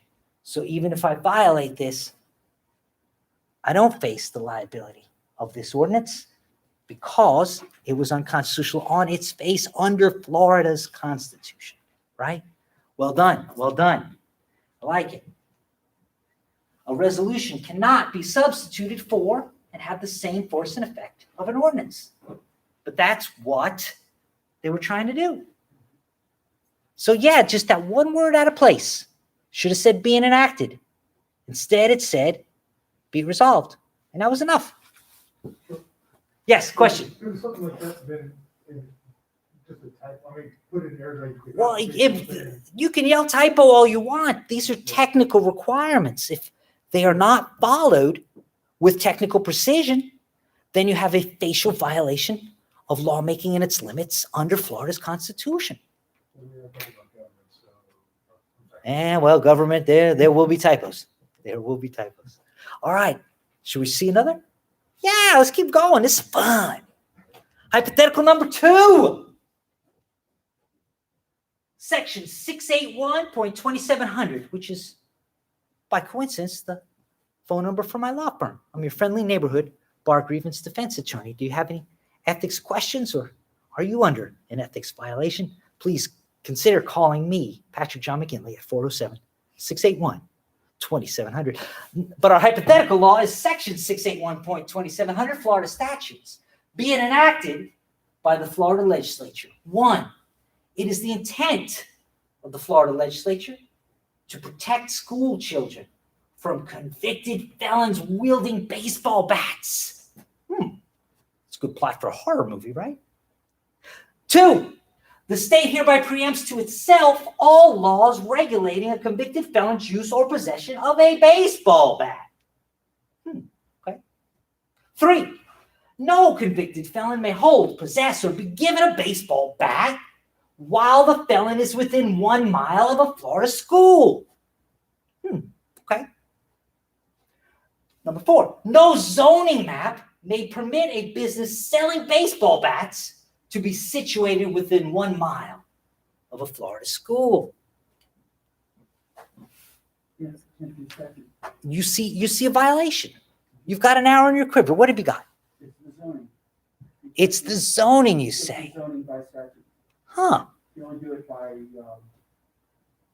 Who agrees? You're arguing this is a statute. The Florida legislature lacks the power in the state of Florida to enact zoning laws. Who agrees that this is the arrow in the quiver, which makes this hypothetical a violation of Florida Constitution's lawmaking and its limits? Well, if you want to be right, raise your hand. Yes, that's correct. Doesn't it also, Zoning laws. doesn't it also conflict with federal law? You see some more, huh? You see some conflict. Okay. We've got the prior hypothetical on the books already, and now this one is enacted. Do you see a conflict between those two? No. Okay, no conflict there. I agree. But what Federal. conflict do you see? Federal law, Federal baseball bat law? well, there's I deliberately did not use a firearm in this hypothetical. Second Amendment to the U.S. Constitution, right to bear baseball bats. What's that now? Under federal law, felons are allowed to wield baseball bats, so this takes away a right that the federal law.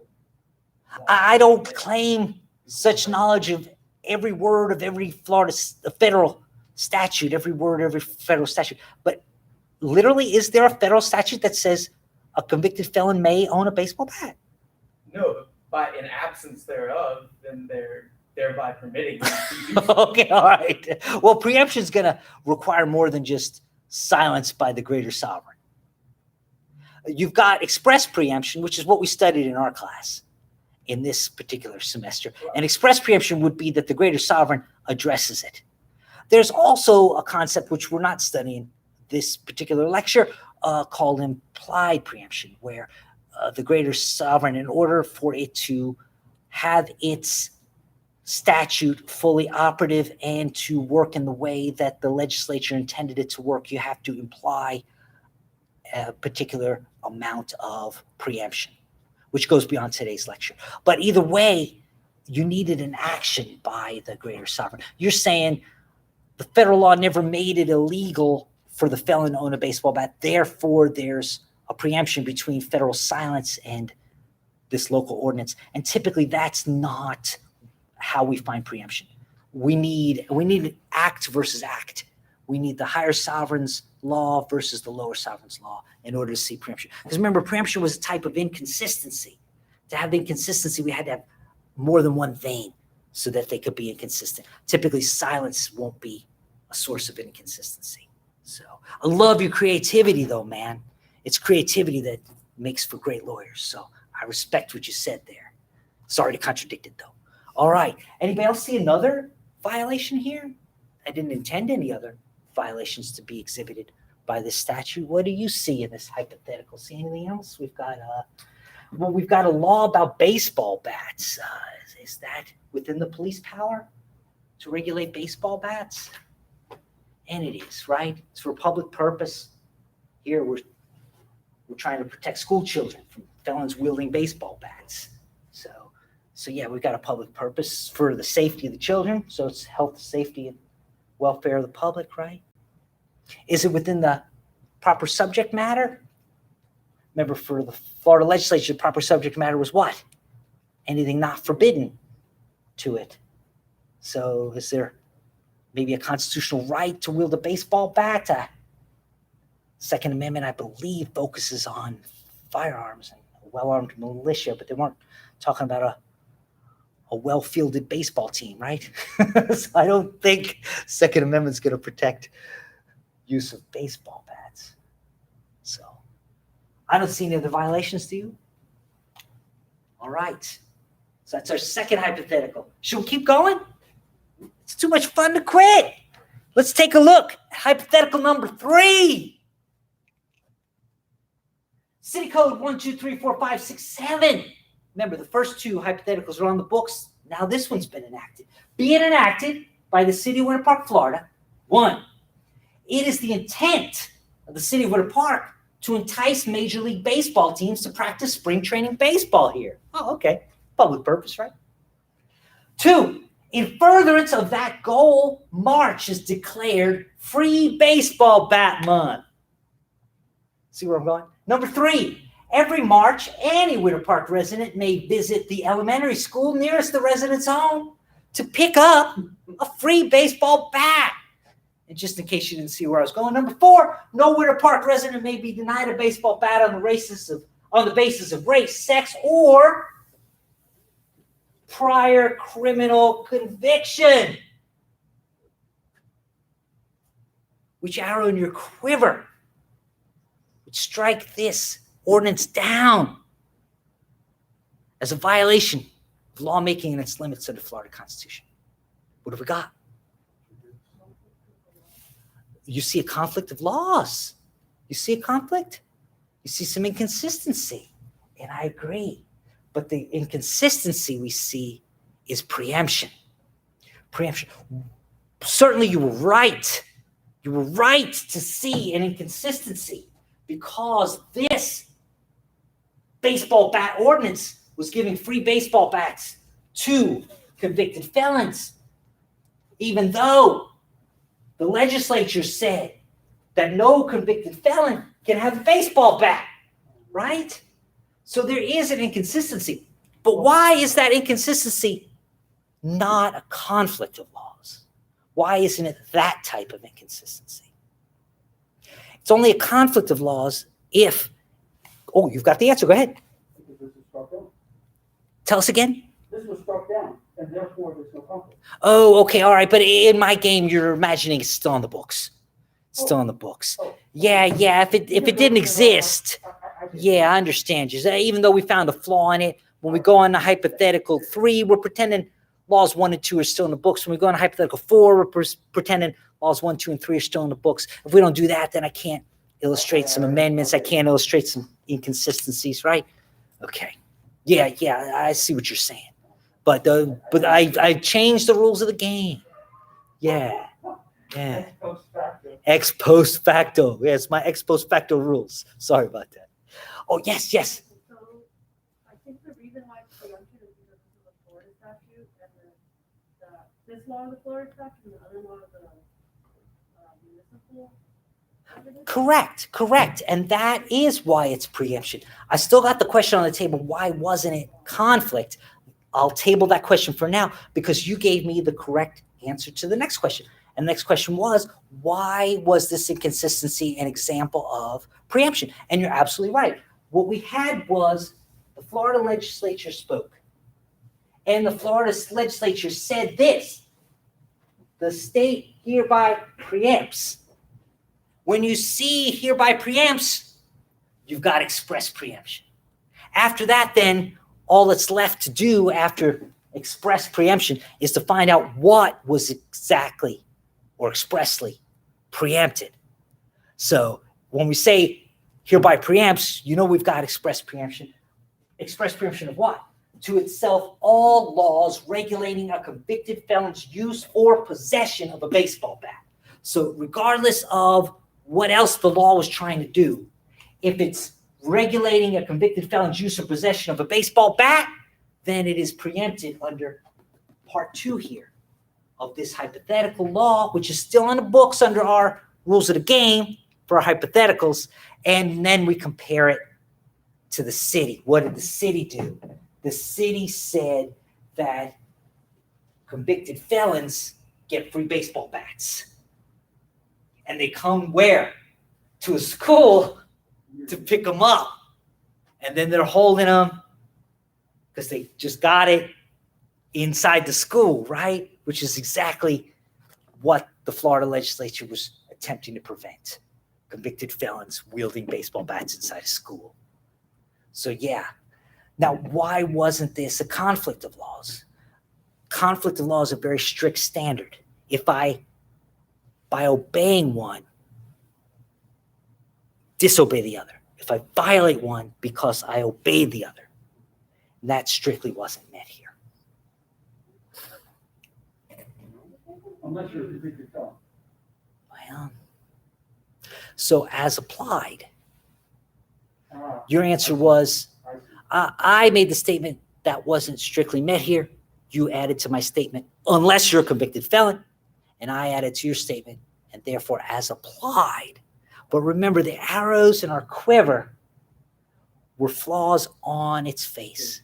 I take you back now to a prior lecture. Do you remember unconstitutional as applied, unconstitutional on its face?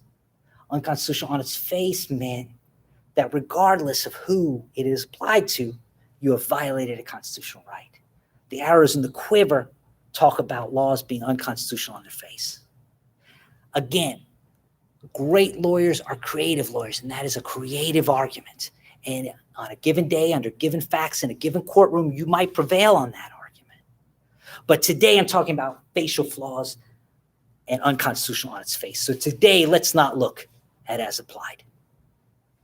Yes? So I think I can understand it. So if this code says that every March, every Winter Park resident has to visit an elementary school and pick up a baseball bat, then it would be a conflict of interest between this law and the previous law. So you want to change may to must. And then you're saying, then you might have an example of conflict of laws. Oh, yeah, maybe. Maybe. It's not what I wrote. But if you want to rewrite what I wrote, you might just have an example there, a conflict of laws. Yeah. Again, I respect your creativity. We got a creative room here. I respect that. Sorry, I was talking over you. What's that? From a facially face point of view. Yeah. If you rewrote this statute, you might make it on its face a conflict of laws. Yeah. Well done. All right. Should we keep playing? Oh, you won't let me stop. Insatiable. Yeah, let's keep going. Let's keep going. That was an example of inconsistency. That was an example of preemption. Why? Because a foreign municipality may not make any law on a matter preempted to the state by general law. And remember, the state said, quote, the state hereby preempts to itself, quote, right? So that applies. Even in cases of express preemption, it is unlikely that a specific portion of a state statute expressly declared preemption will directly address the exact action contemplated by the local government. Now remember, when the Florida legislature enacted 681.2700, call anytime, what they did there was try to protect students inside schools from felons wielding baseball bats. Was the city of Winter Park trying to address the alleged problem of felons holding baseball bats and danger to students? No, they were trying to promote Major League Baseball to come play spring training within the city of Winter Park. They were giving away free bats and declaring it to be baseball month and showing how welcoming they were to MLB teams, right? So they had different things in mind, but that doesn't rule out preemption. That doesn't rule out preemption. It's rare that they're going to be contemplating the same thing, but you can still have preemption. The court must then examine whether the local government's action is within the scope of the preemption. And it was. Hypothetical number 4. Remember, 1, 2, and 3 are still in the books. What's number 4? This is section 8675309. Who do you get if you call 867? You get Jenny. Yeah, you won't get my law firm. You'll get Jenny. You're laughing. Thank you, man. Some people get my jokes. 8675309 Florida statutes being enacted by the Florida legislature. 1, this law will be known as the Florida Right to Work Act. Number 2, no Florida employer may lay off an employee before giving the employee 30 days written notice of the layoff. Okay. Number 3, no Floridian may engage in political lobbying before registering with the Florida Secretary of State. Number 4, this law expires at noon next Tuesday. Start at the bottom. Can a law expire? It can. It can. Laws can state an effective date. Laws can state a date where they're no longer effective.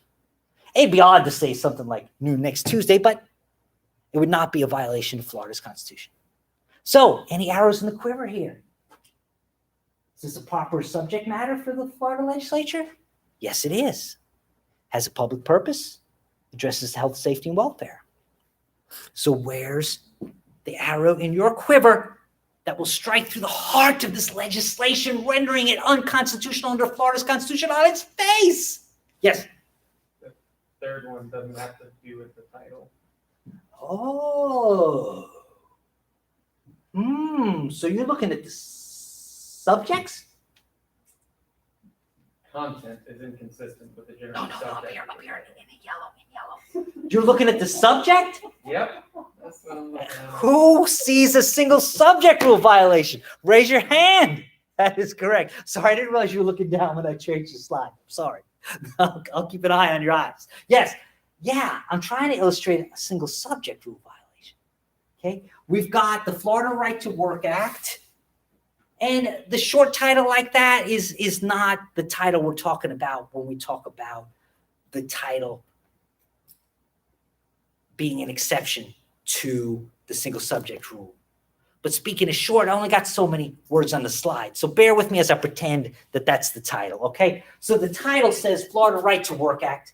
Then what's not inconsistent then with the right to work? What's fairly related then to the title, if you will bear with me and pretend that's what it is, Florida Right to Work Act? Well, getting laid off, right? But what's this about registering lobbyists? Too far afield, right? Too far afield. It's not a corollary, right? It's not within the title.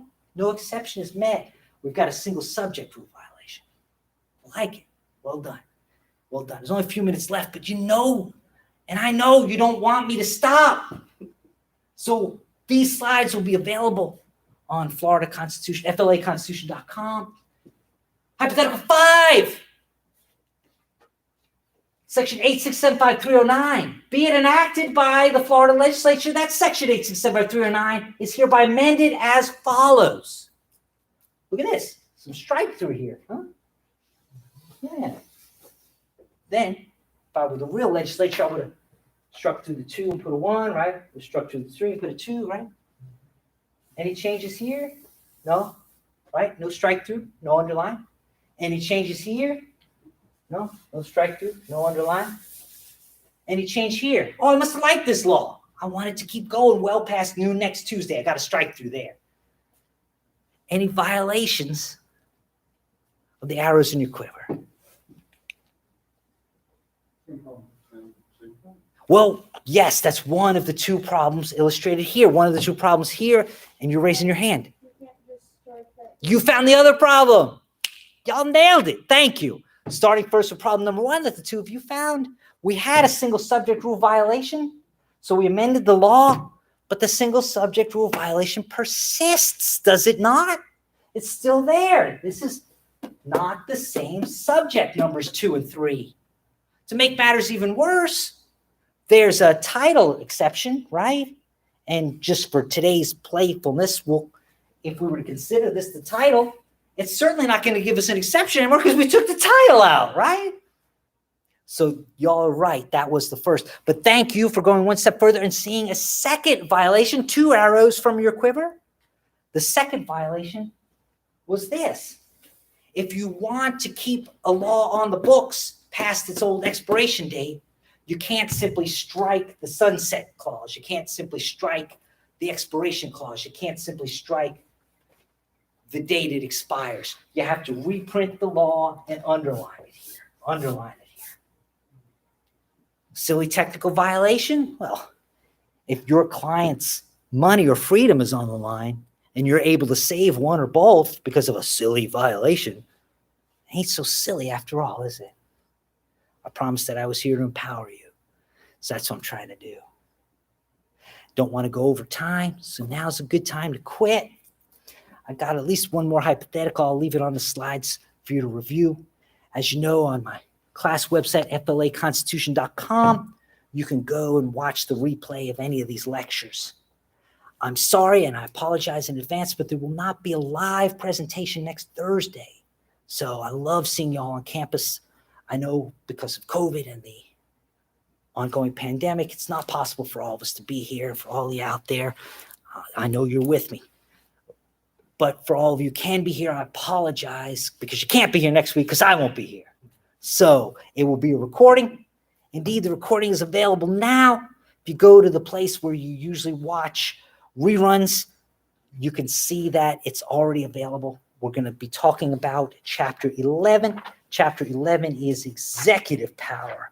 So that's, if you've got the paper version of the book, it's page 333.